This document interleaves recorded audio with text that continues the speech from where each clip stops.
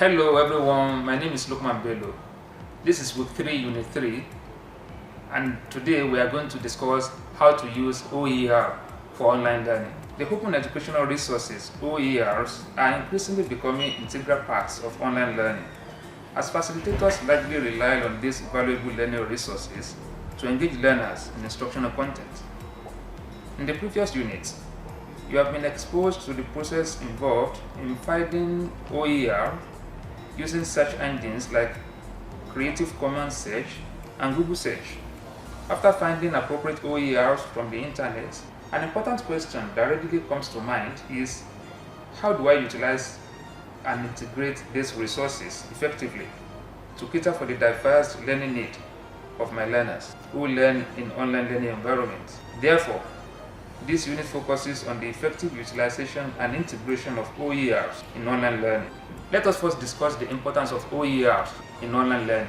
Within the context of the instructional setting, high-quality OER can significantly save teachers' time in the development of learning resources, as well as promoting learners' learning outcomes. It can also enrich the quality of content, as learners receive wider knowledge beyond what they get from their local instructors. However, OER is just a means to an end.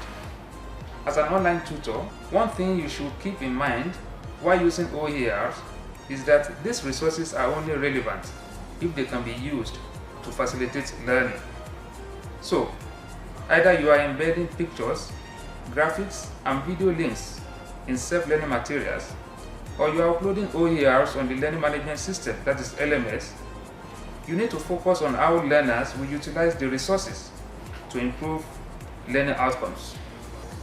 Right from the design stage, you need to ensure that relevant OERs are selected and integrated into the learning process. This is important whether you are developing a self-learning material for online learning or you are integrating OERs on the course page within the learning management system. A properly integrated learning resource will engage online learners with the content. In the next session, we will discuss the considerations for effective use of open educational resources in online learning. The following are the things you need to consider in using OERs in online learning. 1. Learners' characteristics. In an online learning environment, your learners are more diverse than what is obtainable in the conventional setting. Therefore, the first thing you need to do while selecting and using OERs is to consider the characteristics of your learners. This includes the learning styles, learning preferences, age, gender, technological competencies, among others. It will be difficult to design content for your learners if you don't know anything about them.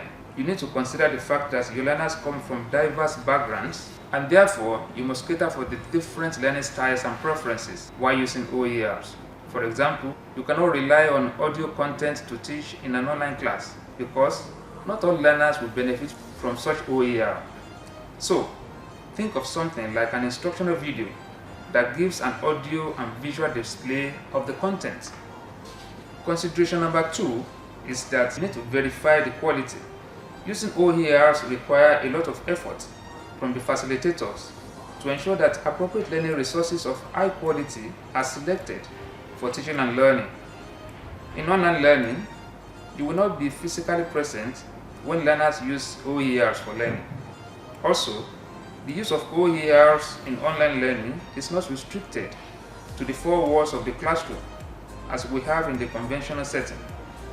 Any OER selected will be accessed by individuals from different parts of the world. Therefore, it's important for instructor to verify the quality of these learning resources before using them for instructional purposes. For instance, if you are using videos in your online course, make sure that the links are clickable and functional. It will be quite frustrating for the learners to find out the links are dead or require other obsolete technology like Flash Player. Number 3.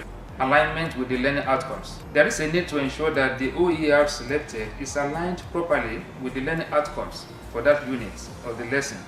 Remember, the learning outcomes basically determine the learning activities and resources. So, it is important to determine the appropriateness of the OERs to the learning outcomes. For instance, if the learning outcomes say by the end of this unit, you will be able to explain the meaning of Microsoft Windows and also install Microsoft Word application on the computer.